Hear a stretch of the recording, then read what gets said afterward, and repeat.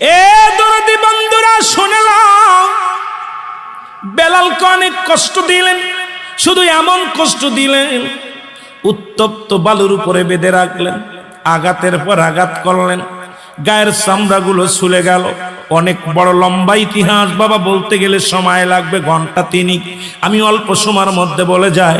হযরতে বেলাল এত যন্ত্রণা, হাতে পায়ে শিকল বাঁধা হলো, তাকে উত্তপ্ত রোদের মধ্যে বাঁধা হলো, তেজি ঘোড়ার পিছে বাঁধা হলো, বাদিয়া মরু প্রান্তরে টানা হলো, গায়ের চামড়াগুলো ছিঁড়ে যায়, রক্ত জমিনের মধ্যে ঝরে।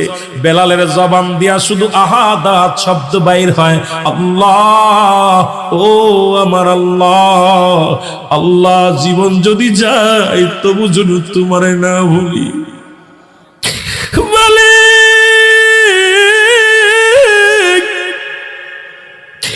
আমি বেলালের জীবনের মালিক তুমি, মরণের মালিক তুমি। আমি বেলাল যদি মারা যায় কোনো দুঃখ নাই, আমি বেলাল যদি দুনিয়া থেকে বিদায় নিই কোনো দুঃখ নাই। আল্লাহ, ওই মরণের সময় যেন তোমারে না ভুলি, তোমার হাবিব কি যেন না ভুলি। আল্লাহ, আমার নবী রাহমাতুল লিল আলামিন কি তুমি একটাবার কি দেখার সুযোগ দিবানি? দুনিয়ার মুসলমান শোনে না, উমায়ের কাছে রিপোর্ট আসলো, উমাইয়া বলে বেলাল কি মরছেনি? কয় না। কয় হাতে পেয়ে রশি দিয়ে বেঁধে রাখ, বুকের উপরে পাথর চাপা দিয়া দেন। বুকের উপরে পাথর চাপা দিয়া হলো রে।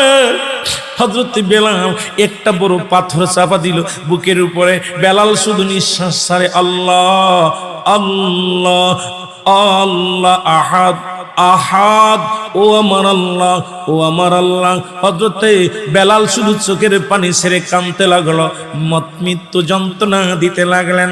খবর শুনলেন ওই এলাকার মধ্যে হযরত আবু বকর সিদ্দিক রাদিয়াল্লাহু তাআলা আনহু আসলেন। খবর শুনতে পাইলেন এই জায়গায় কাশেক পাগল কালেমা পড়ার অপরাধে তাকে এইরকম নির্মম ভাবে তাকে যন্ত্রণা দেয়া হয়। হযরত আবু বকর দৌড়ে আসলেন, এসে দেখেনি বেলালের চারিদিকে লোকজন দাঁড়ায় আছে, বেলালের চারিদিকে দাঁড়ায় আছে, সবাই আনন্দ করে, গান বাজনা করে। বেলাল জমিনের মধ্যে পড়ে শুধু আমার মালিক রে ডাকে, মালিক,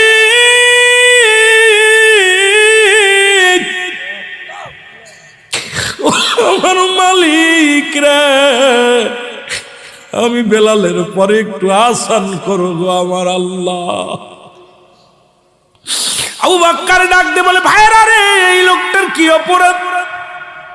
বলে এই লোকটার অপরাধ হলো উমায়ার অনুগত্য নয়, আমরা সবাই উমায়ার কিনা গোলাম, কিন্তু এই লোকটা বেলাল, এর নামটা হলো বেলাল, বাবার নাম রাবা, এই ওইনা চরণ চালে বাড়ি, মোর প্রান্তরে বাড়ি। এই লোকটা কোনো কথা শোনে না, কোথা থেকে একটা বাণী শুনেছেন, সেই বাণীর জন্য পাগল হয়েছে। বলো কি বাণী? বলে যাই আপনি কান দিয়া শোনেন।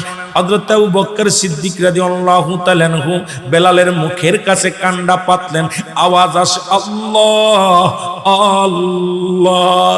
হযরত আবু বকর চিৎকার মেরে বলেন, আরে বেলাল, তোর জীবনের পরে এত যন্ত্রণা, তবু আমার মাওলারে বলিস নাই। সিদ্দিক আকবর চিৎকার মেরে বলে, আইরে দুনিয়ার নিষ্ঠুর মানুষ,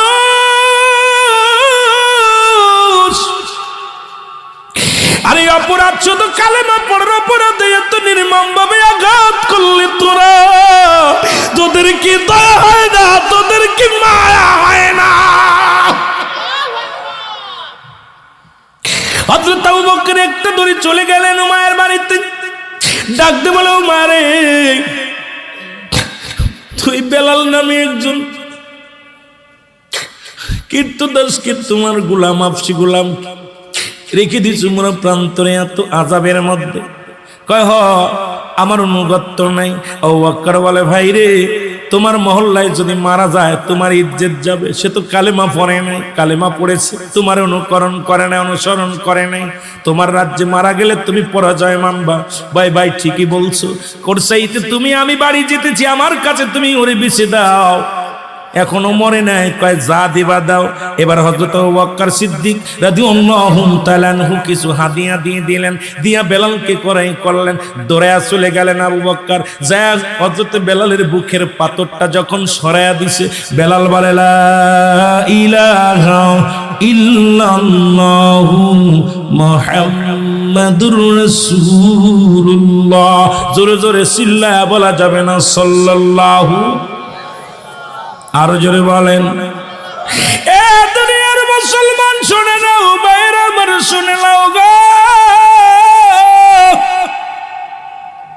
আবু বকর হাতে পায়ের রশিগুলো খুলে দিয়া বেলালের বুকের সঙ্গে জড়ায়া ধরলেন। ডাক দিয়ে বলে, বেলাল রে আর কান্দিস না, তুই যে মাওলার জন্য পাগল, যে নবীর জন্য পাগল, আমি লইয়া যাব সেই রাহমাতুল লিল আলামিনের কদমে। বেলালকে কাঁধে করে নিয়ে গেলেন নবীর কদমে। নবীর কদমে নিয়ে যখন রাখলেন, নবীজি বললেন, আবু বকর তুমি কারে আনছো? বলে, হুজুর এই দুনিয়ার মধ্যে পাষণ্ড পাষণ্ড মায়ার কিনাগুলো আপনারই ভালোবাসার প্রতিফল, আমার মাওলারে ভালোবাসার প্রতিফল দুনিয়ার মধ্যে এমন ভাবে দিছে রে, যার গায়ের চামড়া গুলো চলে গেছে, গায়ের চামড়া গুলো উঠে রক্ত বাইর হয়। আমার নবী ডাকতে বলে, বেলাল রে তুমি এত ভালোবাসো তোমার হাবিব রে। বেলাল বলে, নবী গো এই রাঙ্গা চরণের আশায় আমি ছিলাম, আমার জীবন ধন্য। বেলাল একটা দড়ি যায় নবীর কদমের মধ্যে যে পড়ে গেলেন। আমার নবী বুকের সন্ধ্যে টানতে নিয়ে কয়, বেলাল আয় আয়, আমি তোরে কবুল করে নিলাম, আমার সাথে কালেমা পড়ে লা ইলাহা